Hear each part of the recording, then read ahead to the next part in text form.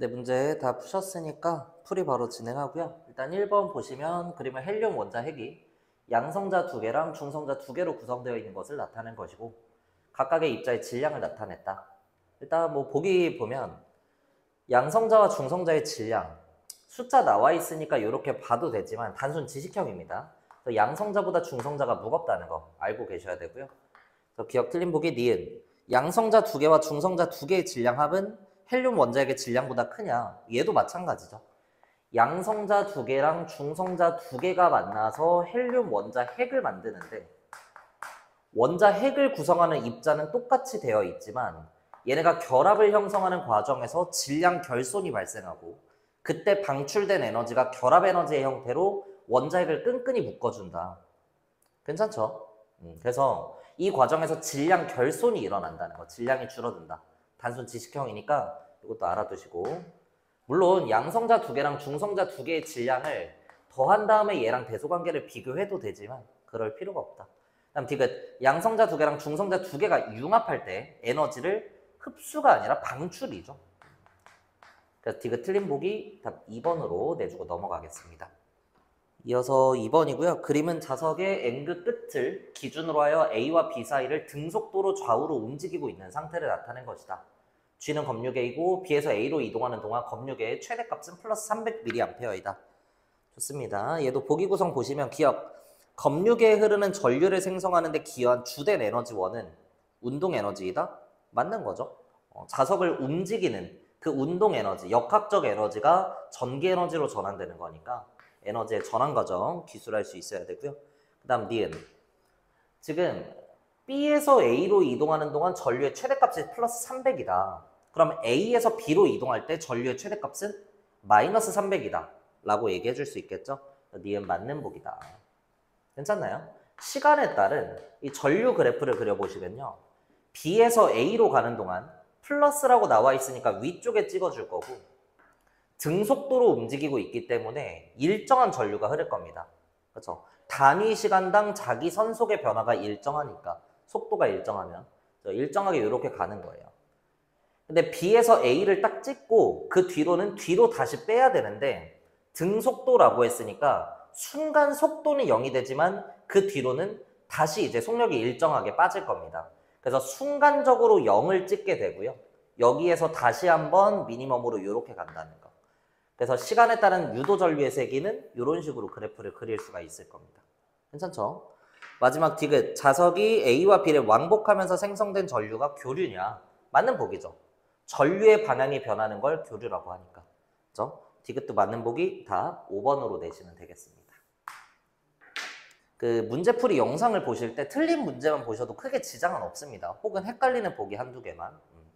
근데 쉬운 문제를 해설할 때도 제가 좀 말을 길게 하는 이유는 쉬운 문제 해설을 본다는 것 자체가 그 정도 수준도 지금 안 풀리는 단계라는 거기 때문에 그런 사람들을 위해서 좀 천천히 하겠습니다. 유도 전류의 세기에 영향을 미치는 것. 유도 전류의 세기라고 하면 무슨 법칙으로 설명할 수 있죠? 패러데이 법칙이죠.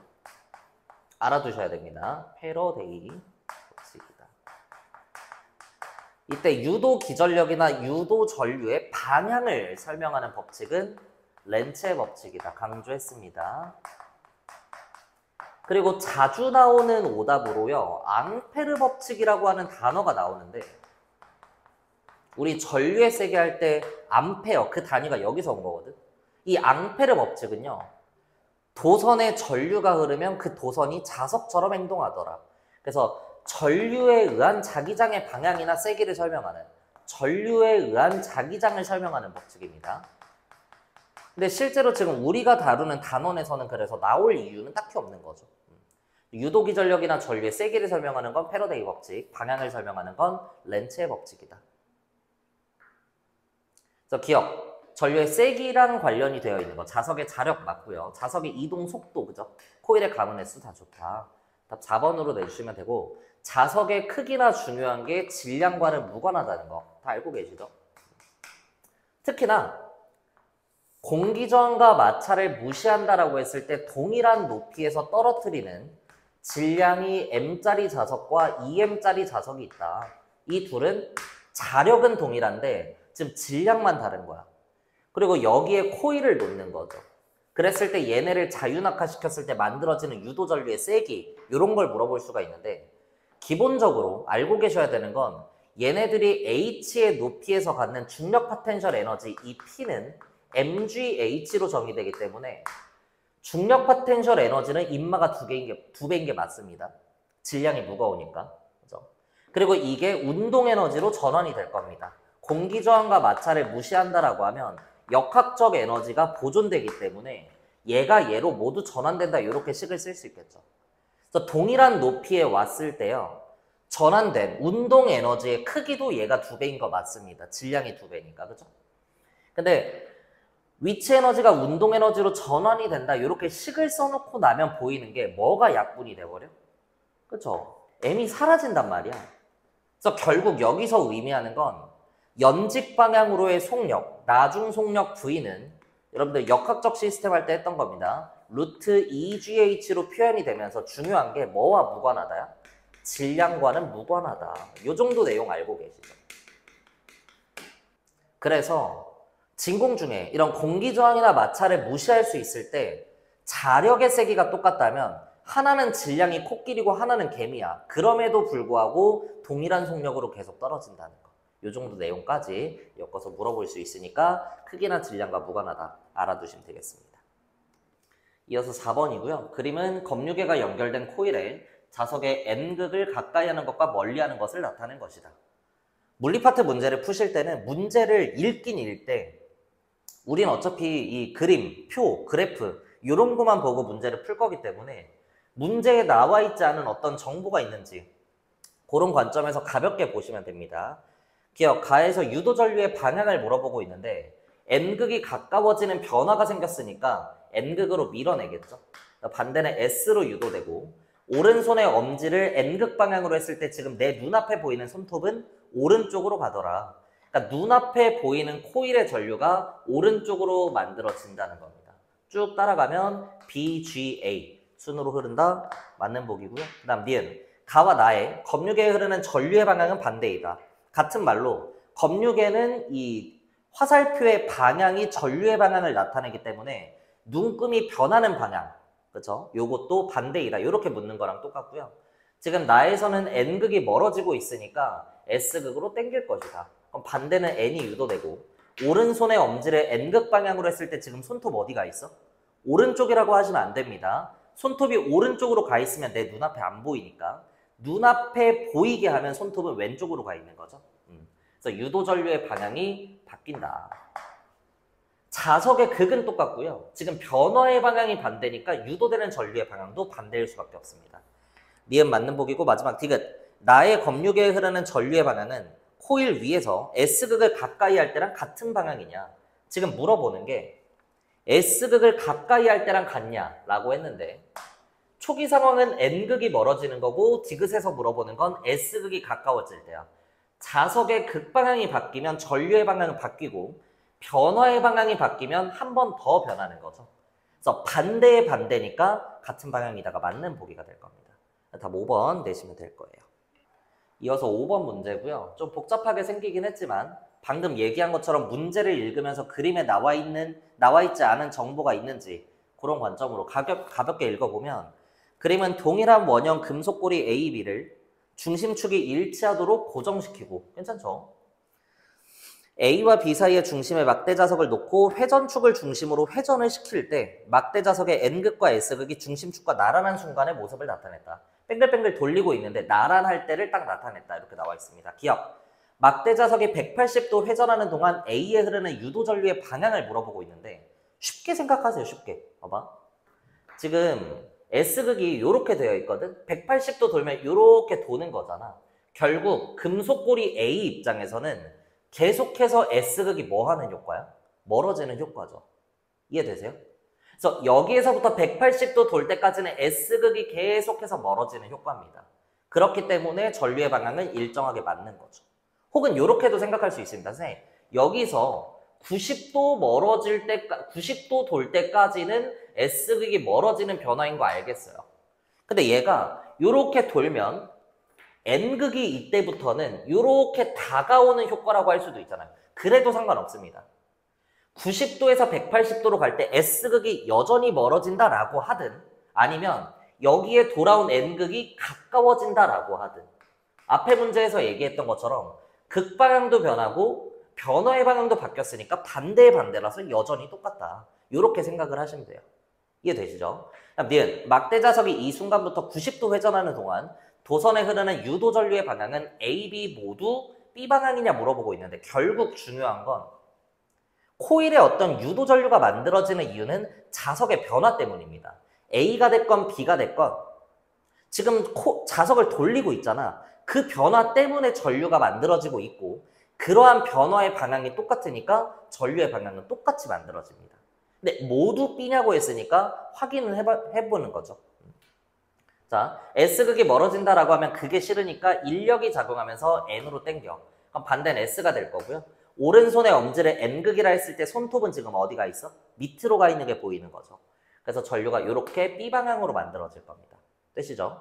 그 다음 오른쪽에서는요. 여기에서 90도 회전하면 할수록 두 가지 얘기할 수 있습니다. 첫 번째는 S극이 다가오고 있다. 그죠? 하나 더. N극이 뭐 하고 있어? 멀어지고 있다. 뭘로 보든 지금 상관없다는 거 느껴지셔야 됩니다. 그러면 N극이 멀어진다라고 한번 설명을 해보면 그게 싫으니까 S로 당겨야 되고 오른쪽은 N이 될 거예요. 그럼 오른손의 엄지를 똑같이 N 방향이라 했을 때 손톱이 아래로 가 있으니까 얘도 마찬가지 B 방향이다. 이렇게 찾아줄 수 있습니다. 그죠? 니은 맞는 거. 제가 오늘 사실 수업이 없는 날이라서 일이 다 안 풀렸어요. 그래서 좀 버벅거릴 수는 있는데 옛날 같았으면 이제 처음부터 영상을 다시 찍었겠지만 그게 크게 의미가 없는 것 같더라고요. 그래서 좀 버벅거려도 이해를 해주시고 마지막 디귿 막대 자석이 이 순간부터 90도 회전하는 동안 B의 내부를 통과하는 막대 자석에 의한 자기장의 세기는 감소하냐. 그러니까 눈이 있는지 없는지 물어보는 겁니다. 봐봐. 자기력선은 항상 N극에서 나오죠. N극에서 자기력선이 이렇게 5개 나온다고 해볼게. 그럼 이 자기력선의 방향을 쭉 따라가면 지금 상황에서는 금속 고리 B에 5개가 모두 통과가 되거든. 근데 이 N극을 살짝 돌리면 요 끄트머리에 있는 애는 통과를 못 하겠죠. 이거 이해되세요? 그림이 N극이 요렇게 가면은 5개가 요렇게 나가는데 이 하나는 쭉 그어보면 통과를 못 할 거 아니야. 그러니까 N극이 점점 멀어지고 있기 때문에 이 자석에 의한 내부를 통과하는 자기전속은 줄어들고 있는 게 맞습니다. 디귿 맞는 보기 답 5번 내시면 됩니다. 이어서 6번이고요. 그림은 자석이 경사면을 내려와 코일의 중심축을 따라 수평면에서 운동하는 모습을 나타냈다. 뭐 문제에 딱히 정보 없습니다. N극이 다가오고 있구나. 기억. 자석이 A점과 B점을 지날 때 저항에 흐르는 유도 전류의 세기는 서로 같냐 물어보고 있는데 전류의 세기와 관련한 패러데이 법칙을 생각해보면 자석이 변하는 속도만 지금 달라집니다. 경사면을 따라 내려올 때까지는 속력이 빨라지겠죠. 미끄러지고 있으니까. 근데 이 뒤로는 공기저항과 마찰을 무시한다라고 했기 때문에 코일이 없었으면 일정한 속력으로 우주 끝까지 나가야 돼요. 등속으로 계속 가야 됩니다. 근데 지금 상황에서는 코일이 자석의 운동을 방해하고 있기 때문에 속력이 계속해서 느려지는 거죠. 그래서 속력이 A점에서가 B점보다 빠르기 때문에 전류의 세기 또한 A가 B보다 크다라고 해줘야 될 겁니다. 그래서 기억 틀린 보기고 니은 자석이 A점과 B점을 지날 때 저항에 흐르는 유도 전류의 방향을 물어보고 있는데 확인을 해보셔도 됩니다. 근데 당연히 반대이지 않겠어요? 확인해보면 A점에서는 N극이 다가오고 있으니까 정리를 잘 해두세요. N극이 다가오고 있으니까 N극으로 밀어내겠죠. 그래서 왼쪽이 N에 오른쪽이 S입니다. 근데 B점에서는 S극이 멀어지고 있으니까 N극으로 당겨야 되죠. 그래서 오른쪽이 N이 왼쪽이 S예요. 그래서 유도되는 자기장의 방향이 반대이기 때문에 유도 전류의 방향은 서로 반대일 수밖에 없다. 괜찮나요? 이게 사실 자석의 극방향은 변하지 않는데 자석이 둘 다 오른쪽으로 가고 있긴 하거든. 근데 A점은 왼쪽에서 다가오는 거고요. B점은 오른쪽으로 변했기 때문에 그런 차이 때문에 유도 전류의 방향이 반대가 되는 겁니다. 마지막 디귿 자석이 A점을 지날 때와 B점을 지날 때 모두 코일은 밀어내는 힘을 작용하냐. 자기력의 종류를 물어보는 거죠. 둘 다 청력인지. 근데 아니다. 왜? A점은 가까워지고 있으니까 그게 싫어서 청력으로 밀어내겠죠. 근데 B점은 멀어지고 있어요. 변화를 방해하기 위해서는 멀어지는 걸 방해한다? 땡겨야 되니까 인력이 작용할 겁니다. 그래서 자기력의 종류는 서로 다르다. 되게 틀린 보기고, 그럼에도 불구하고 같은 건 또 뭐야? 자기력의 방향이죠, 방향.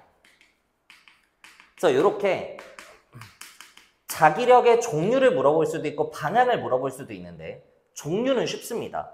가까워지면 밀 거고요. 멀어지면 땡길 거니까 청력과 인력이다. 근데 방향, 얘도 생각해보면 결국 자기력이 작용하는 이유는 변화를 방해하고 싶어서 그런 거고, 지금 변화의 방향이 어디야? S극이고 N극이고 그런 거 안 중요해요. 자석이 계속 어디로 가고 있어? 오른쪽으로 가고 있죠. 그러니까 이거를 방해하기 위해서는 자기력을 어디로 줘야 돼? 왼쪽으로 준답니다. 그래서 자기력의 방향은 둘 다 똑같아요. 그래서 이 두 가지 내용을 연결지어서 그림에 한번 표시해 보면요. A점을 지날 때는 다가오는 게 싫으니까 청력이 작용해서 자석을 밀어내는 거죠. 청력이 왼쪽으로 힘을 줄 겁니다. 근데 B점에서는 S극이 멀어지고 있으니까 N극이 땡겨와야 돼. 인력으로 땡기면 왼쪽이에요. 그러니까 청력으로 왼쪽이고 인력으로 왼쪽이죠. 이해되세요? 그래서 자기력의 종류가 다를 수밖에 없는 이유. 그럼에도 불구하고 자기력의 방향은 똑같은 이유. 한 번 정도 다시 한번 점검해 보시고 답 2번 니은으로 내시면 됩니다. 넘어갈게요. 이어서 7번이고요. 그림은 균일한 자기장 속에 놓인 직사각형 도선이 자기장의 방향의 수직인 회전축을 중심으로 회전하는 모습을 나타낸 것이다. 자기장의 방향과 도선이 이루는, 제가 빨리 읽는 이유는 그림에 지금 내용이 다 표시가 되어 있어서 그런 거죠. 기억, 세타는 45일 때 도선에는 유도전류가 어떻게 흐르냐 물어보고 있는데, 지금 상황은 그렇습니다. 일반적인 문제는 코일을 갖다 놓고요. 자기장의 방향을 안 주고 자석을 표시를 해주는 거죠. 괜찮아요? 이렇게 놓는 거예요. 많이 봤죠, 이 문제는? 그죠? N극의 S극. 그러면 자기장의 방향은 N에서 나와 S라는 거, 요거를 직접 판단하고 유도전류의 방향을 보는 건데, 이 문제는 자석은 나타내지 않고요. 그냥 자기장의 방향을 준 겁니다. 얘랑 문제 상황이 완전히 똑같은 거예요. 그렇다는 거. 그럼 얘가 지금 반시계 방향으로 도는데, 자, 세타가 0에서 45도를 거쳐 90도가 될 때까지는 코일을 통과하는 자기선속이 많아지니 줄어드니, 자기장이 이렇게 쏘고 있어. 그럼 내가 코일을 이렇게 두면 코일을 수직으로 통과하는 자기장은 있을 수가 없죠. 이렇게 쏘면 통과를 못 하잖아. 근데 얘가 이렇게 돌았어. 그러면 통과하는 애가 생기는 거죠.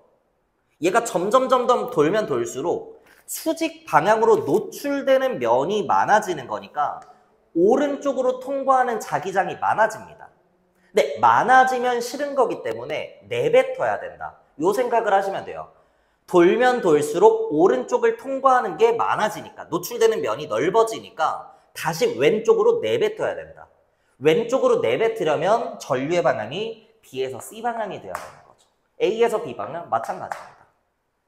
전류의 방향을 내가 B에서 C로 잡아야만 이거에 의한 자기장의 변화가, 자기장이 이렇게 내뱉을 수 있는 거잖아. 도선의 안쪽에서. A에서 B도 마찬가지예요. 전류가 이렇게 흘러야 안쪽에서 내뱉을 수 있는 게 유도가 되기 때문에. 그죠? 그래서 A에서 B, C 방향이다. 맞는 보기. 그 다음 니은. 세타가 90도를 지나면서 BC에 흐르는 유도 전류의 방향이 변하냐. 이거는 지식형으로 푸셔도 됩니다. 자, 우리가 코일을 갖다 놨을 때 도선을 돌릴 건데, 지금 얘를 여기에서 이렇게 90도 돌릴 때까지는 자기선속이 늘어나죠. 근데 90도부터는 다시 노출되는 면이 줄어드니까 코일을 통과하는 자기장이 감소합니다. 다시 한번, 그 다음 270도까지는 다시 한번 노출되는 면이 많아지니까 증가하는 거고요. 그 뒤로는 다시 눕는 거니까 감소하죠. 그래서 각각의 구간에서의 자기장의 수가 많아지냐 줄어드느냐는 90도마다 변합니다.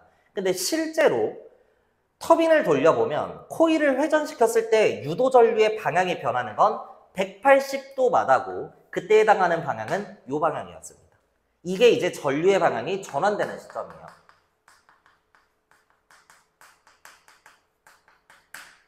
왜 그런가요? 그냥 일단 외우시면 돼요. 그래서 자석의 방향이 이렇게 있을 때 여기에서 늘어나 해서 전류 방향 바뀝니다. 줄어들어 이 뒤로는 늘어난데 전류의 방향은 안 변해요. 늘어나예요. 이게 자기장의 변화 때문에 반대가 돼야 되는데 코일이 반대 방향으로 돌아 있어서 반대의 반대라서 그렇습니다.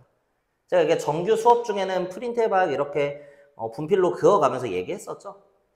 한번 해볼까요? 한번 해볼게요. 요 세 개 구간만 해보겠습니다. 자, 그래서 이 내용이 그냥 빠르게 납득이 되시면은 그냥 넘어가시면 돼요. 자, 누워 있어요. 근데 여기서 인정해? 늘어나. 그러면 내부에서 내뱉어줘야 되기 때문에 전류가 어디로 흘러야 되니? B에서 C 방향 이렇게 흘러야 되죠. 그래서 제가 그거를 여기에 이렇게 표시하겠습니다. 핑크색으로 이렇게. 보일지는 모르겠지만 이렇게 표시를 했어요. 늘어나니까 전류가 이렇게 흘러야 안쪽에서 내뱉을 수가 있는 거죠. 이해되시죠? 했어. 근데 여기에서는 줄어들어거든. 그러면 오른쪽으로 통과하는 게 줄어드는 게 싫은 거니까 넣어줘야 됩니다. 그래서 코일의 내부에서 자기장이 오른쪽으로 유도가 돼요. 그러면 여기에서 줄어들으니까 넣어줘거든. 넣어주려면 전류가 이렇게 흘러야 됩니다. 그래야 내부로 넣어줄 수가 있는 거니까. 그죠? 그래서 전류가 이렇게 흘러야 돼요. 이렇게 흘러야 돼요. 반대로 바뀌는 게 맞죠. 그거를 파란색으로 이렇게 표시하겠습니다. 그래서 0도에서 90도까지는 핑크색이고요. 90도에서 180도까지는 파란색이에요. 괜찮죠? 180도 왔어. 그 다음 여기서부터 다시 한번 270도 과정에서는 노출되는 면이 많아지니까 늘어나면 싫어. 그러니까 오른쪽으로 통과하는 게 많아지는 게 싫으니까 다시 내뱉어야 되거든. 그러면 여기에서 내뱉는다라고 하려면 요 방향으로 흘러줘야 됩니다. 요 방향으로. 그거를 제가 노란색으로 표시해 볼게요. 그죠? 근데 지금 제가 얘기하고자 하는 건 처음에 프린트에 요 때는 빨간색으로 방향을 표시했고 여기는 파란색으로 표시했고요. 여기는 노란색으로 표시했는데 이 둘의 방향이 뭐하다는 걸? 같다는 걸 지금 얘기하고 있거든요. 노란색이랑 파란색이 같다는 거거든요. 노란색 봐봐. 코일 기준으로 요 방향이야. 그죠? 근데 지금 코일이 한 바퀴 돌았거든. 여기에서 시작해서 한 바퀴 돌았거든. 한 바퀴가 아니라 반 바퀴 돌았죠? 반 바퀴 돌았거든. 그래서 이렇게 표시한 거거든. 근데 이 방향과 얘를 다시 보면요. 파란색의 방향이 어때? 완전히 똑같은 거지. 이해되세요? 이해가 안 되시면 다시 한번 돌려보시면 됩니다. 그래서 파란색의 방향과 노란색의 방향이 완전히 똑같다. 그래서 이 구간에서는 자기장의 변화의 방향은 반대인데 코일이 반대로 뒤집힌 상태에서 반대이기 때문에 중요한 건 반대의 반대라서 전류의 방향은 똑같다라고 할 수 있습니다. 그러니까 니은 보기는 지식형인 거예요. 오케이? 세타가 90도를 지나면서 BC에 흐르는 유도 전류의 방향이 변한다. 맞는 보기. 마지막 디귿. 발전기의 원리이며 도선이 회전하면서 교류가 발생한다. 180도마다 전류의 방향 바뀌니까. 디귿 맞는 보기 답 5번으로 내시면 되겠습니다. 자, 이제 기껏 열심히 설명했는데 이렇게 넘어가면 또 헷갈릴 수가 있어서 얘기할게요. 이 오른쪽 면을 기준으로 이렇게 전류가 흐른다는 건 지금 이렇게 간다는 거예요. 요렇게 간다는 거예요. 근데 얘 돌려보면 요렇게거든. 선생님 파란색은 여긴데요. 지금 그 얘기하는 게 아닙니다. 봐봐. 파란색은 요 도선면 기준이야. 고리가 초록색으로 하자. 고리가 요렇게 초록색으로 있는 겁니다. 근데 초록색은 초록색인데 이 오른쪽에 초록색 있잖아. 여길 기준으로 밑으로 가는 거예요. 자, 다시 돌릴게. 그러니까 노란색이랑 파란색은 방향이 똑같은 겁니다. 왜? 노란색은 요렇게 가죠. 요렇게 가요. 요렇게 가거든요. 이 도선 기준으로 밑으로 가죠. 얘를 돌릴게. 요 도선 기준으로 밑으로 가거든. 이게 똑같다는 거야. 이해되세요? 선생님, 얘는 위고 얘는 아래인데요. 그거 얘기하는 게 아닙니다. 코일의 위치를 보셔야 돼요. 노란색이 오른쪽 위로 가면 여기로 가서 이렇게 가요. 요 면에서 밑으로 가고 있는 거예요. 밑으로. 요 도선에서 밑으로야. 요 도선에서 밑으로잖아. 그죠? 요 둘이 같다는 겁니다. 이 정도 하고 넘어갈게요. 이어서 8번입니다. 이 시험지에서 가장 어려운 문제고요. 그림과 같이 한 변의 길이가 4D인 정사각형 금속 고리가 그죠? XY 평면에서 플러스 X 방향으로 오른쪽으로 등속도 운동하며 자기장의 세기가 B로 같은 균일한 자기장 영역 1, 2, 3을 지난다. 금속고리의 점 P가 X는 7D에 위치해 있을 때 유도 전류가 흐르지 않는다. 그러니까 이 그림에 표시되어 있지 않은 정보가 요거죠. 점 P가 X는 7D에 위치해 있을 때요. 그러니까 여기에 와 있을 때 얘기고요. 그럼 한 변의 길이가 4D라고 나와 있으니까 뒤쪽은 3D에 위치해. 이렇게 금속 고리가 와 있겠죠. 이 상황에서 전류가 흐르지 않는다. 나와 있습니다. 이래서 자기장의 방향은 XY 평면의 수직인데 이게 동그라미로 표시된 영역은 보시면 수직으로 나오는 방향. 그러니까 XY 평면이 이렇게 칠판 평면이 있으면 2번 구간은 나오는 자기장이 만들어진다는 거고요. 칠판 뒤편에 N극이 있는 거죠. 이쪽에 S극이 있고 3번 구간은 X로 표시가 되어 있는 수직으로 들어가는 방향이다. 1번 구간은 수직은 수직인데 들어오는 곳인지 나가는 곳인지 모르니까 네가 기억해서 찾아. 이렇게 문제로 된 겁니다. 이게 이제 물리파트 고등학교 2학년으로 넘어가면 뭐 더 쉽게 풀 수도 있겠습니다만 일단 원론적으로 좀 천천히 들어가 보면요. 점 P가 X는 7D에 위치해서 전류가 흐르지 않는다? 이게 의미하는 게 뭘까? 전류가 분명히 이동하고 있는데 흐르지 않는데 그 말은 뭐 하는 지점이야? 전류의 방향이 변하는 지점이라는 겁니다. 그래서 P점이 X는 7D에 위치해 있을 때 이 이전과 이후에 유도되는 전류의 방향이 다르다는 거죠. 그럼 내가 생각할 수 있는 건 얘가 이 뒤로 더 넘어가면 어떻게 될까? 이걸 먼저 생각해 볼게요. 괜찮아요? 근데 고리가 지금 잘 보시면 2번 영역에는 영향을 받지 않습니다. 이거를 제가 설명시키기가 좀 어려웠었는데 자, 이게 금속 고리예요. 칠판이 다 나오는지 모르겠지만 봐봐. 칠판이 자기장 영역이야. 칠판에서 자기장이 막 쏟아지고 있어. 그러면 내가 이 고리를 칠판 밖에서 움직일 때는 전류 흘러 안 흘러? 안 흘러요. 안 흘러요. 영향을 받지 않으니까. 근데 얘가 칠판을 뚫고 들어올 때부터는 늘어나는 변화가 생기니까 이때는 전류가 흐르는 거죠. 흘러요.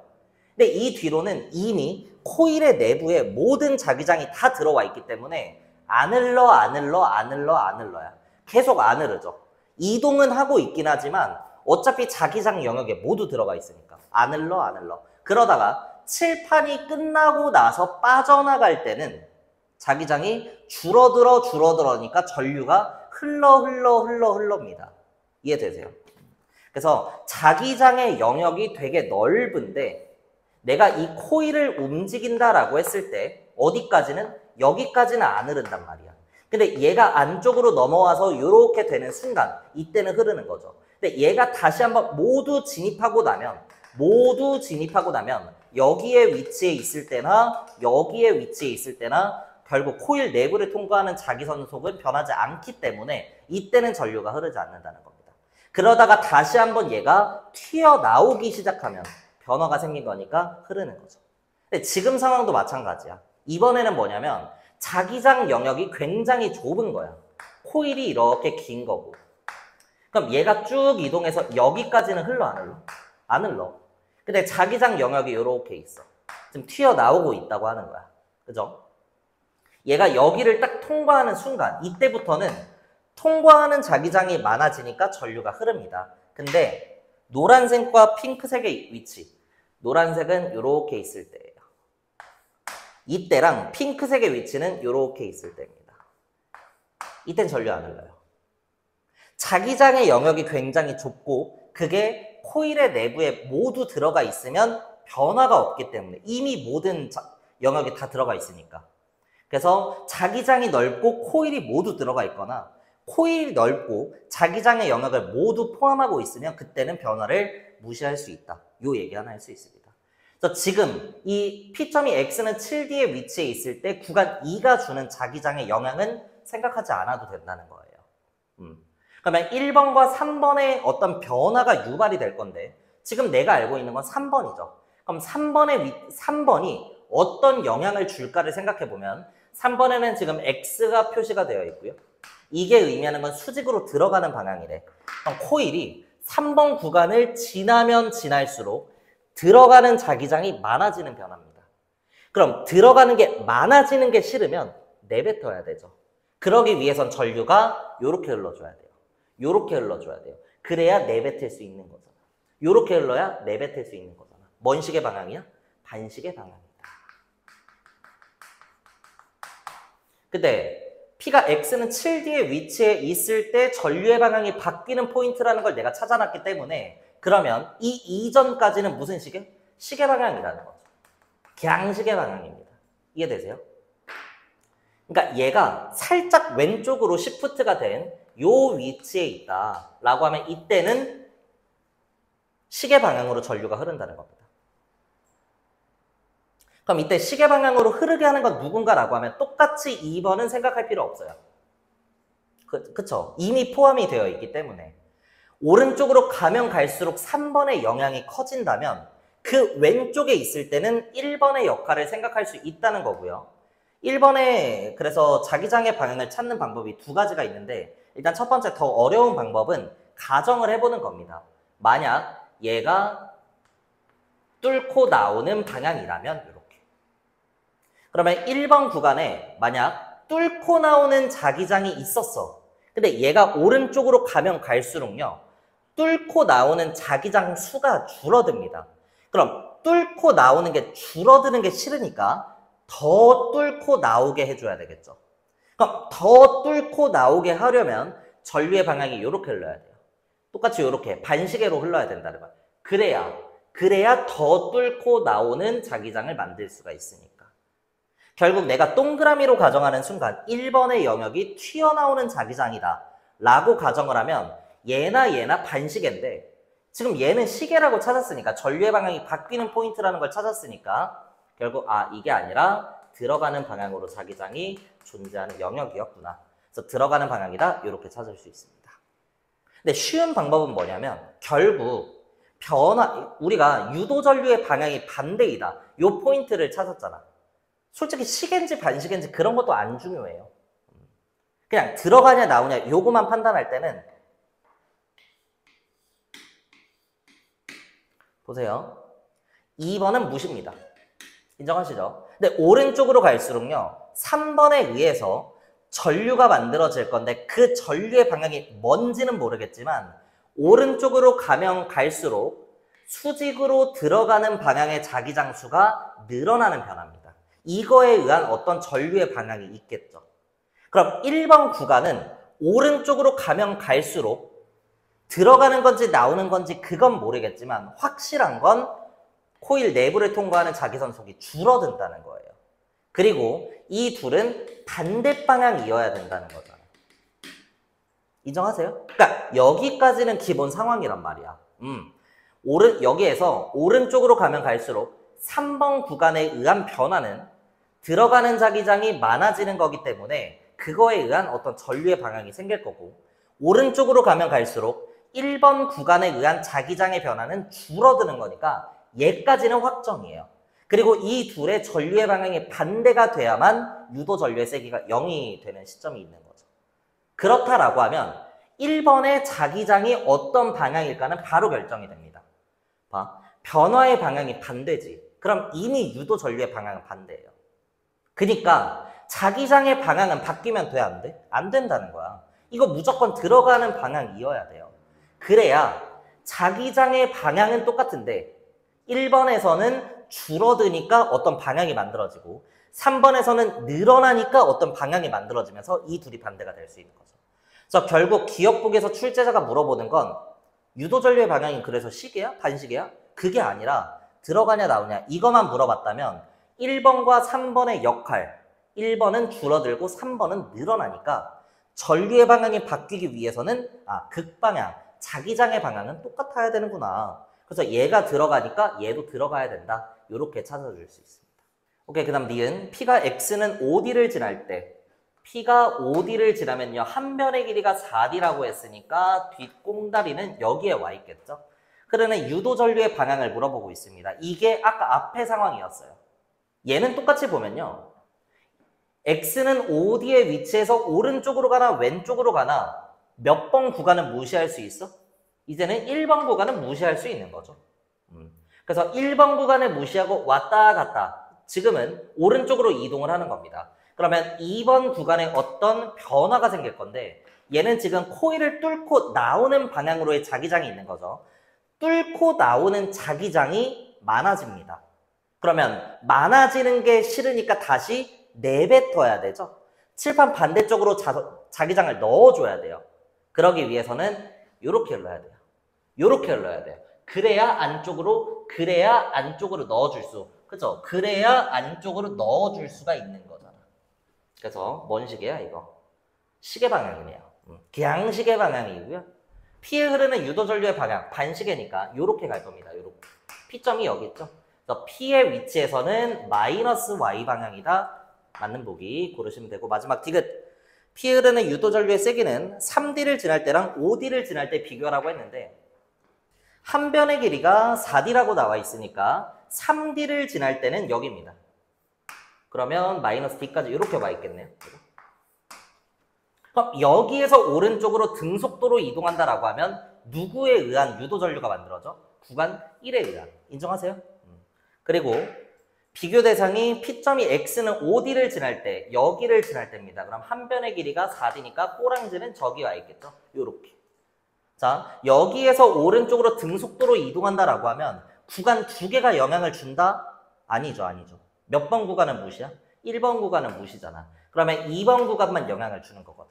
결국 X는 3D를 지날 때는 1번 구간이 영향을 주고요. X는 5D를 지날 때 2번 구간이 영향을 주는데 코일이 이동하는 속도 뭐래? 등속도래. 속도 똑같아. 아, 그럼 전류의 세기가 똑같겠구나. 그리고 균일한 자기장. 그죠?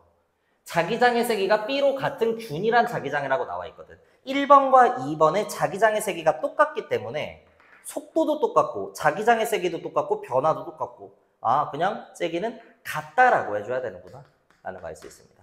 그렇죠? 이것은 틀린 보기. 답 3번으로 내는 문제였어요. 이 문제가 좀 많이 까다롭기 때문에 여러분들 어려우면 어려운 만큼 열심히 공부를 한번 해보시고 여러 번 돌려보면 충분히 이해가 되지 않을까 저는 그렇게 생각합니다. 넘어갈게요. 9번이고요. 그러니까 뭐 8번 같은 거 풀고 나서 이런 거 보면은 양반이죠. 코일을 돌리고 있다. 기억. 코일이 빠르게 회전할수록 유도전류의 크기는 증가한다. 당연히 맞는 거고. 니은. 가에서 나로 회전하는 동안 코일의 유도전류의 방향을 물어보고 있습니다. 가에서 나로 지금 시계 방향으로 돌고 있어요. 그럼 자기장이 지금 오른쪽으로 일정하게 유지가 되는데 얘가 90도 돌면 돌수록 노출되는 면이 늘어나는 거죠. 그럼 오른쪽으로 통과하는 게 많아지니까 왼쪽으로 내뱉어야 되고요. 그러기 위해선 전류가 이렇게 흘러야 됩니다. 그래야 오른쪽으로 내뱉을 수 있잖아. 인정하세요? 그래서 기억, 니은, 디귿, 리을 방향이다. 이렇게 얘기해줍니다. 전류가 이렇게 흘러야 안에서 내뱉을 거니까. 이렇게 흘러야 내뱉을 거니까. 그죠? 니은 맞는 보기. 마지막 디귿. 코일이 회전하는 동안 코일의 단면에 수직으로 통과하는 자기장은 변한다. 어때? 지금 수직으로 통과하는 자기장이 없죠? 네, 이렇게 보면 수직으로 통과하는 자기장이 있습니다. 90도 돌면 돌수록 노출되는 면이 늘어나는 거니까 통과하는 자기장이 변하고 특히나 증가한다라고 할 수 있습니다. 90도까지는. 그 뒤로는 어떻게 돼요? 180도까지 다시 줄어들죠. 그래서 플러스 마이너스가 반복이 된다. 좋습니다. 이어서 10번이고요. 그림은 자석 사이에 코일을 넣고 터빈을 이용하여 화살표 방향으로 회전시키는 걸 나타냈다. 사실 9번 문제랑 그냥 완전히 똑같아요. 빠르게 풀면 기억. 가에서 나로 회전하는 동안 방금 했습니다. 기억에서 니은 방향 맞고 니은. 가에서 나로 회전하는 동안 내부를 통과하는 자기력선 수가 늘어나죠. 그죠? 돌면 돌수록 노출되는 면이 넓어지는 거니까. 디귿. 나에서 더 이상 회전하지 않고 정지에 있으면 전류가 흐른다? 아니죠, 아니죠. 흐르면 다시 정지하면 흐르지 않는다가 될 겁니다. 기억 니은 2번 내는 문제고요. 오케이, 여기부터는 필기할 게 많이 없어서 분필 안 쓰고 갈게요. 11번 자가발전, 손전 등의 내부 구조를 나타냈다. 기억. 자석이 코일에 가까워질 때 코일에 흐르는 전류의 방향을 물어보고 있으니까 N극이 다가와. 다가오는 게 싫어. N으로 밀어. 오른쪽이 S야. 오른손의 엄지를 N방향이라고 하면 손톱이 어디로 가야 돼? 밑에가 아니죠. 밑으로 가면 안 보이니까 위로 가줘야 됩니다. 엄지가 N일 때 손톱은 위로 가 있다. 손톱이 뭔데? 눈앞에 보이는 코일에 흐르는 전류의 방향이에요. 눈앞에 보이는 코일에 흐르는 전류의 방향이란 말이야. 그러니까 그게 그 자체로 A 방향이다 이렇게 얘기할 수 있습니다. 그래서 기억 틀린 거고 니은. 자석이 코일에 가까워지면 자석과 코일 사이에는 밀어내는 자기다. 가까워지면 척력이 작용한다. 당연히 맞는 거고. 디귿. 자석을 흔드는 속력을 느리게 하면 밝기는 당연히 어두워지겠죠. 맞다. 답 니은 디귿 4번 내시면 되고요. 이게 이제 흔드는 속력이 느려지면요. 패러데이 법칙에 의해서 유도 기전력과 유도 전류의 세기가 모두 약해집니다.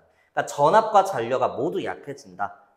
알아두시면 되고 그 다음 12번. 뭔가 그래프 해석 같은데 보면 가는 인류의 에너지 자원 사용과 전망을 나는 대기 중 CO2 농도와 평균 기온의 변화를 나타냈다. 좋습니다. 그림 보시고요. 기억. 미래에는 인류가 사용하는 에너지의 총량은 감소할 것이다. 그냥 생각해보면 인류의 과학기술이 발달하면 할수록 에너지를 당연히 효율적으로 이용하는 건 맞지만 총량은 늘어납니다. 계속 증가하고 있고요. 그래프 보시면 되고 니은. 석유와 천연가스는 뭐 18세기 산업혁명 이후 본격적으로 사용되기 시작했다. 다 아는 내용이죠. 마지막 디귿. 지구온난화를 막기 위해서 대기 중 CO2 농도의 증가를 막아야 된다. 그러니까 CO2 농도가 증가하니까 평균적인 기온이 전체적으로 상승하네. CO2가 온실기체로서 지구온난화의 주범이야. 그러니까 증가를 막아야 돼. 뭐 이렇게 된 문제입니다. 답 기억 니은 디귿이 아니라 기억이 그래서 틀린 거죠. 죄송합니다. 미래는 인류가 사용하는 에너지의 총량이 내용은 맞는데요. 증가라고 해야 되니까 틀린 보기였습니다. 니은 디귿 4번 내시면 되고 요런 실수하지 마라. 그 다음 13번. 다음은 원자로 내에서 일어나는 우라늄 원자 핵 분열 과정을 나타낸 것이다. 우라늄의 핵 분열 과정에서 여러분들 알고 계셔야 되는 게 일단 우라늄에 충돌시키는 이 A는 중성자가 맞죠. 근데 무슨 중성자? 느린 중성자여야 됩니다. 그 다음 뭐 크립톤과 바륨으로 쪼개지는 과정에서 두세 개의 중성자가 방출이 돼요. 여기서 용어 2개 알고 있어야 되는 게 첫 번째 감속제고요. 두 번째는 제어봉입니다. 이게 이제 여러분들이 문학이나 뭐 독서 이런 거 풀 때 파지티브는 플러스, 네거티브는 마이너스, 그러니까 뭐 긍정이냐 부정이냐 이런 거를 판단하는데 이게 단어만 보면 둘 다 네거티브 같거든요. 감속을 시킨다, 제어를 한다, 그죠? 근데 실제로 감속제는 뭐예요? 플러스의 역할이고 제어봉은 마이너스입니다. 감속제는 중성자를 무슨 중성자로? 느린 중성자로 만들므로써 반응 속도를 오히려 높여주는, 반응이 잘 일어나게 하는 겁니다. 속도보다는 반응이 잘 일어나게 해주는 역할이에요. 근데 제어봉은 그 자체로 속력을 그런 게 아니죠. 중성자를 제거함으로써 너무 폭발적인 연쇄 반응이 일어나는 걸 막는다. 따라서 얘는 반응을 감소시키는 네거티브의 역할이 맞습니다. 그래서 감속제랑 제어봉 단어만 보면 둘 다 네거티브 같지만 그렇지 않다는 거. 니은. 우라늄이 크립톤과 바륨으로 붕괴될 때 반응 후의 질량은 전보다 감소한다? 맞다. 여러분들 핵 융합이 됐건 핵 분열이 됐건 둘 다 질량은 뭐 하는 거야? 결손이 되는 거예요. 그만큼 에너지가 방출이 되는 거죠. 융합도 결손이고 분열도 결손이면 둘의 차이는 뭔가요? 이게 핵 융합으로 보냐 분열로 보냐는 잘 들어보세요. 쓰진 않을 겁니다. 반응 전후에 존재하는 원자 핵 중에 양성자 수가 가장 큰 것끼리 비교합니다. 그래서 반응 전이 크면 분열이고요. 반응 후가 크면 융합이에요. 괜찮을까요? 핵 융합이 됐건 분열이 됐건 반응하는 과정에서 반응물들, 생성물들 중에 원자 번호가 제일 큰 일장들끼리 맞짱을 뜨는 거야. 그랬을 때 반응물 쪽이 크다? 그러면 큰 데서 작은 애가 되는 거니까 분열이고요. 반대로 생성물의 일장이 반응물의 일장보다 크다? 그럼 융합입니다. 오케이? 그래서 얘는 우라늄 vs 크립톤 바륨으로 보시면 돼요. 근데 크립톤이나 바륨 각각의 양성자 수보다 우라늄이 더 커요. 그러니까 이거는 분열로 보는 겁니다. 근데 수소 핵융합 같은 거 할 때는 수소 2개가 만나서 헬륨을 만들죠. 간단히 표시하면. 근데 수소는 원자 번호가 1번이고 헬륨은 2번이잖아.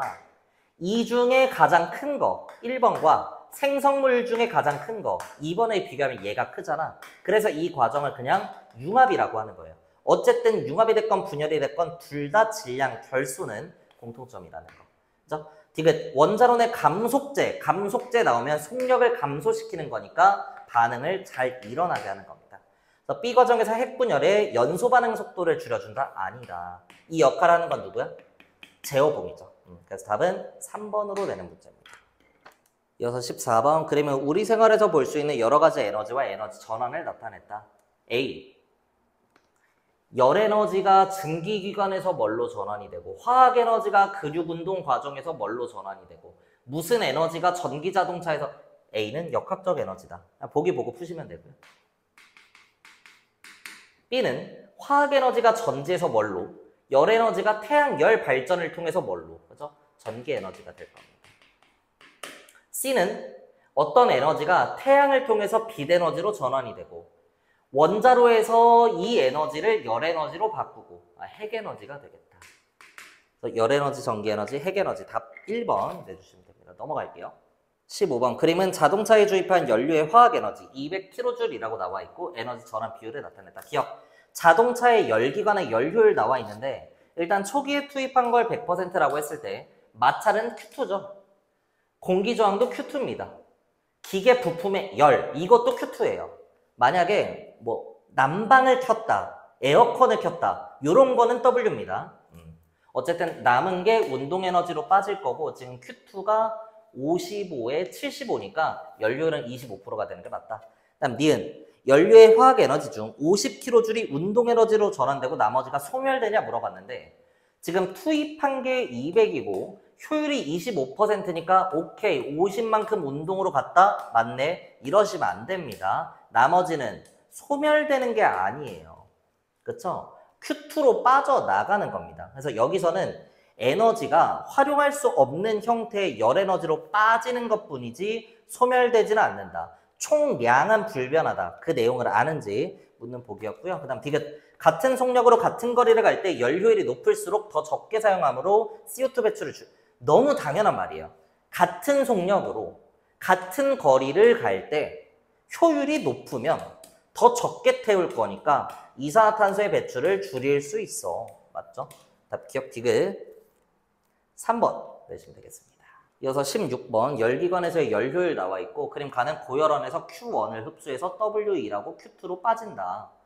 얘는 지금 공급한 거 Q1 중에 방출한 거 Q2로 나와 있습니다.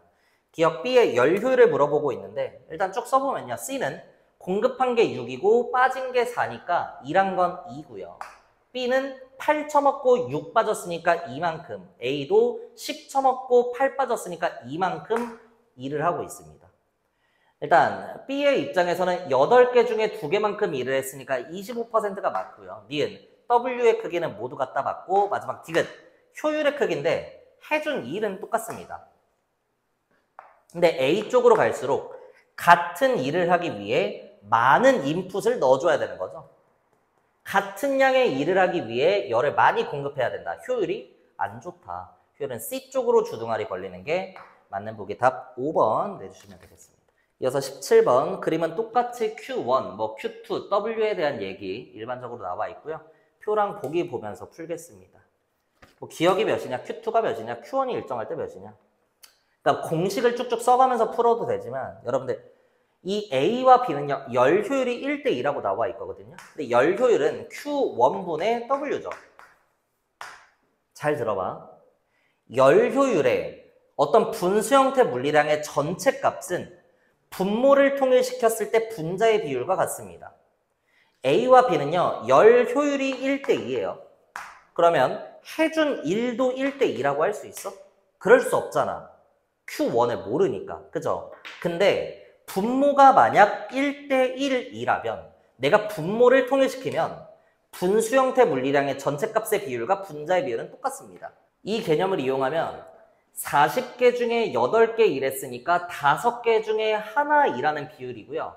Q1을 습관적으로 통일을 시켜보라는 거야.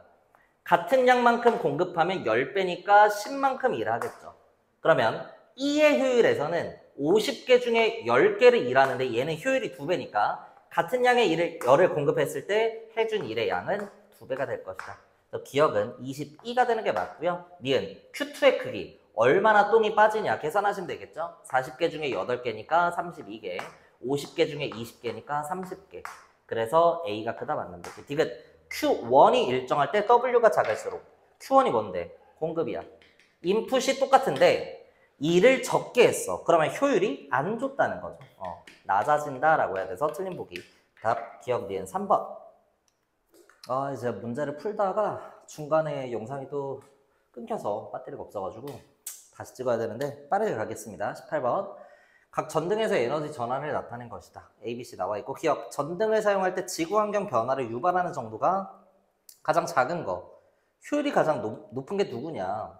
전등은 기본적으로 조명으로만 사용되기 때문에 효율은 Q1, 공급한 거 대비 빛을 얼마나 냈는가 이렇게 보시면 될 거고요. 딱 봐도 C죠. 그래서 환경 변화를 유발하는 정도가 가장 작은 건 효율이 높은 걸 물어보는 거구나. 그다음 니은 같은 양의 에너지가 공급될 때 방출되는 열 에너지가 누가 가장 작냐. 얘도 마찬가지. 공급한 거 대비 열이 얼마나 나오냐인데 A는 엄청 많이 나오고요. B는 25개 중에 뭐 한 20개 나온다고 치면 거의 5분의 4니까 80%. C는 17에 6.3개 나오니까 한 3분의 1 정도 되나요? 일단 절반보다는 적습니다. 그래서 C가 가장 작다. 똑같이 얘기해 줄 수 있고 마지막 디귿 에너지 효율은 따라서 C가 가장 높다가 맞는 보기. 2번으로 내주는 문제다. 넘어가서 19번. 그렇죠? 여러분들 1등급이 좋으세요? 5등급이 좋으세요? 이러면 다 1등급이잖아. 그래서 에너지 소비 효율 등급도 1등급이 좋은 거다. 이렇게 기억하시면 되고요. 기억, 등급을 나타내는 숫자가 작을수록 효율이 높은 겁니다. 틀린 보기 니은. 1등급과 5등급의 에너지 비용은 2배 이상 차이 난다. 라고 했을 때 단순히 그림을 볼 수 있는지 물어보는 거고요. 1년에 인마는 5만 2천 원 쓰고 인마는 1년에 11만 원 쓰고 있으니까 2배 이상 차이가 나는 게 맞죠. 그다음 디귿 5등급 제품이 1등급 제품에 비해 환경오염 물질을 적게 배출하냐 많이 배출하냐 그냥 상식으로 대답해도 되는데 단위 시간당 방출되는 CO2의 양이 나와 있습니다. 그래서 효율이 낮은 게 더 많이 배출된다. 디귿 틀린 보기죠. 답 2번으로 내주는 문제입니다. 오케이, 그 다음 20번. 선풍기와 다리미에 공급된 에너지와 유용하게 사용한 에너지의 양 효율을 나타낸 것이다. 선풍기는 400을 투입했고 효율이 25%니까 100줄의 에너지를 일을 하는데 쓸 수 있을 거고요. 인마는 300개 중에 지금 200개를 일했으니까 3분의 2에 곱하기 100분율이니까 100까지 해주면 된다. 그래서 기억은 100이 맞고 니은 에너지 효율은 누가 높냐? 얘는 25%고요. 인마는 3분의 2니까 뭐 60 몇 프로 이렇게 되겠죠. 66.6%인가요? 그래서 다리미가 높다 맞는 보기. 디귿 유용하게 사용되지 못하고 버려지는 에너지는 뭐가 더 적냐 크냐. 이거는 단순히 효율만 보면 안 됩니다. 정량적인 계산을 해봐야 돼요. 400개 중에 100개를 썼으니까 300개가 방출이 되는 거고요. 300개 중에 200개를 썼으니까 100개가 방출되죠. 그래서 이 문제에서는 선풍기가 많다. 다리미가 더 적다. 맞는 보기. 답 5번 내시면 되는데 효율이 높긴 하지만 오랜 시간 이용하면 당연히 버려지는 열도 많을 겁니다. 인정하시죠? 그러니까 선풍기보다 다리미가 효율이 좋아. 근데 선풍기는 1초 틀었고 다리미는 10시간을 튼 거야. 그럼 당연히 방출되는 에너지는 양 자체는 다리미가 클 수밖에 없죠. 공급한 거 대비 방출되는 건 적겠지만 그 뜻입니다. 답 5번 내시면 되고 이어서 21번 태양 전지의 작동 원리를 나타냈다.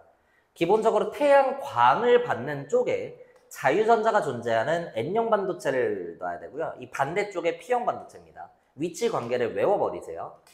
태양광이라고 하는 광자는 질량을 가지고 있기 때문에 그러한 광자가 전자를 때리고요. 전자가 튀어나갑니다. 그래서 전자의 이동 방향을 표시한 게 기억이에요.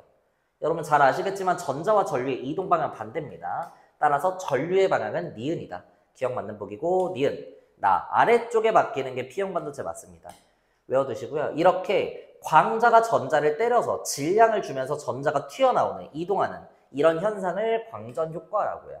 광전 효과에 의해 빛 에너지가 전기 에너지로 바뀌는 원리 맞다. 중요한 특징이 기본적으로 터빈을 돌리는 발전 방식, 대부분의 발전 방식은 교류가 만들어지죠. 터빈을 이용하면 교류가 발생합니다. 근데 직류로 만들어지는 발전 방식이 두 개가 있죠. 첫 번째는 뭘까? 지금이야. 태양광 발전이고요. 태양전지라고 합니다. 직류로 만들어지죠. 방향이 안 변한다는 거. 하나 더 뭐 있니? 수소 연료 전지입니다. 인정하세요? 신재생 에너지 할 때 나오는 애죠. 그래서 이렇게 두 가지가 있다. 넘어가서 22번 마찬가지 위치관계를 외워놔라. 태양전지에서 빛을 받는 쪽이 뭐라고? N형, 양공 있는 아래쪽이 P형이다. 그럼 전자의 이동방향은 이렇게 가겠지만 전류의 이동방향은 이렇게 갈 것입니다. 그래서 기억에 반도체 A가 P형 아니다. 반대로 나와 있고요. 니은 태양광이 흡수되면 전자가 이동하잖아. 이동하는 전자, 자유전자가 발생한다. 맞고. 디귿 전류는 BRA 방향이다. 맞는 보기. 마지막 리을 태양의 빛에너지를 직접 전기에너지로 전환해서 이용하는 발전 방식이다. 맞다. 빛에너지가 전기에너지로 직접 이동하기 때문에 무슨 전류가 만들어져? 직류 전류가 만들어진다. 교류가 아니다. 라는 특징 다시 한번 강조하겠습니다. 이어서 23번이고요. 화력발전, 풍력발전, 파력발전 중 하나이다. 자원 고갈의 염려가 없다에 X로 나와 있는 건 고갈의 염려가 있다는 거죠. 그래서 A는 자연스럽게 화력발전이 될 거고요. B와 C는 공통점의 공통점이니까 차이점을 봐야 비교할 수 있을 겁니다. 방파제로 활용할 수 있는 거 파력발전. 그죠? 나머지 하나 C가 풍력발전이 될 것이다. 보기 보시면 기억 A는 화학에너지를 바로 전기에너지로 전환할 수 있어? 아니죠. 화력발전은 화학에너지가 열에너지를 방출하는 과정에서 열은 질량이 없으니까 터빈을 직접 돌리지 못하더라. 그래서 그렇게 발생한 열을 이용해서 물을 끓이는 데 이용하고 수증기에 역학적 에너지로 전환하고 그게 전기에너지로 전환이 될 겁니다. 그 다음 니은 B는 조석차가 큰 지역에 건설해야 되므로 입지 조건에 제한이 있다. 파력발전소는요. 파도를 이용하는 거고요. 조석차를 이용하는 건 조력발전입니다. 그래서 매칭이 안 되니까 틀린 보기. 마지막 디귿 A부터 C의 발전 과정에서 전자기 유도 법칙을 이용한다. 이게 뭘 이용한다는 거야? 전자기 유도 법칙은요. 자석이 있는 곳에 코일을 움직이거나 코일이 있는 곳에 자석을 움직이면서 뭔가 터빈을 돌리는 것들, 교류 발전 이런 것들을 전자기 유도 법칙이라고 합니다. 상대적인 움직임이 발생하면 그러한 변화를 방해하는 방향으로 전류가 만들어진다. 요 얘기가 전자기 유도 법칙이에요. 그러니까 대부분의 발전 방식은 전자기 유도를 이용한 게 맞는데 두 개 뭐 빼고요? 태양광 발전과 수소 연료 전지입니다. 무슨 말인지 아시겠죠? 답 2번 내시면 된다. 다음 24번 그림은 수소 연료 전지의 구조를 나타낸 것이다. 수소 기체를 주입하면 여기에서 수소 원자 핵이 튀어나가고 전자가 발생합니다. 그러한 전자가 많으니까 여기가 음극이에요. 근데 수소가 전자를 잃었으니까 산화된 거죠. 그래서 얘를 산화양극이라고 하고요. 전자는 음극에서 양극으로 이동하는 거니까 여기는 자연스럽게 양극이 된다. 여기가 산화음극이면 얘는 환원양극이라는 이름을 붙여주면 됩니다. 그래서 1번 플러스 극은 가 아니다. 그죠? 답 1번 바로 나와버리네요. 2번 가는 연료 전극으로 산화환원 반응이 일어난다. 전자의 이동이 있다. 맞는 거고 3번 나는 공기 전극으로 공급되는 A기체. 나는 공기 전극으로 공급하는 건 지금 산소 기체가 맞습니다. 그래서 수소 원자 핵과 산소 기체가 만나서 산화환원 반응 과정에서 물 분자를 생성하게 돼요. 이렇게 물이라고 하는 물질이 배출되는데 얘는 노폐물은 아니죠. 환경의 오염에 뭔가 문제가 없으니까. 그래서 물은 부산물 이런 표현을 씁니다. 그래서 3번 맞고 4번 전자이동을 통해 전류가 흘러 불이 켜진다. 맞다. 5번 산소의 환원 반응을 통해서 생성되는 B 물질은 친환경적인 물이다. 맞는 보기 답 1번 내시면 되겠습니다. 그 다음 25번 아니 너무 길어서 헛웃음이 나오네요. 힘들어가지고. 그러면 연료전지의 전극 A쪽에 열심히 들어두세요. 수소기체를 전극 B쪽에 산소기체를 공급했더니 연료전지에 연결된 외부 회로에 전류가 흐르는 모습을 나타냈다. 좋습니다. 수소가 전자를 잃고 있으니까 여기가 음극이고 무슨 음극이라고? 전자를 잃으면 산소를 얻는 거랑 똑같이 생각하시면 돼요. 우리는 머릿속에 산화라고 하면 옥시데이션, 산소를 얻는 게 익숙하기 때문에 무슨 말인지 아시겠죠? 그래서 전자를 잃었다? 그럼 머릿속으로 생각하란 말이야. 산소를 얻은 거랑 똑같구나. 산화다 이렇게. 산화음극이고요. 반대는 환원양극입니다.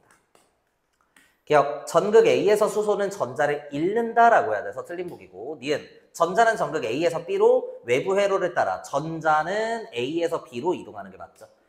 그러니까 전극 A에서는 수소의 산화, 전극 B에서는 산소의 환원이 일어난다. 맞는 보기. 특히나 전극 B에서는 산소랑 수소가 만나서 물이라고 하는 친환경적인 부산물이 만들어진다. 답 4번 내주시면 되겠습니다. 마지막 26번. 그러면 친환경 주택을 모식적으로 나타낸 것이다. A는 바람을 이용한 환풍구이며 B는 태양광 전지판이다. 좋고요. 기억. 바람을 이용한 거니까 풍력 발전이죠. 풍력 발전은 날씨의 영향을 받습니다. 그죠? 틀린 보기. 바람이 많이 불어야 되니까 니은 신재생 에너지를 활용해서 난방한다. 친환경 주택이라고 했으니까 맞는 보기일 거고요. 마지막 디귿. B를 이용해 생산한 전력은 B는 뭔데? 태양광 전지판이라고 나와 있죠. 전력은 태양광 에너지를 전기 에너지로 직접 전환한 것이다. 터빈을 돌리지 않고 전자기 유도 법칙을 활용하지 않고 직접 이동하니까 무슨 전류? 직류 전류를 얻는 방식이다. 맞는 보기 답 니은 디귿 4번으로 내주는 문제였습니다. 이렇게 듣느라 고생 많으셨고 어려웠던 문제 있으면 다시 한번 돌려보면서 완전히 마스터가 될 수 있는 그때까지 공부 잘 해두시면 되겠습니다. 저는 여기까지 할게요.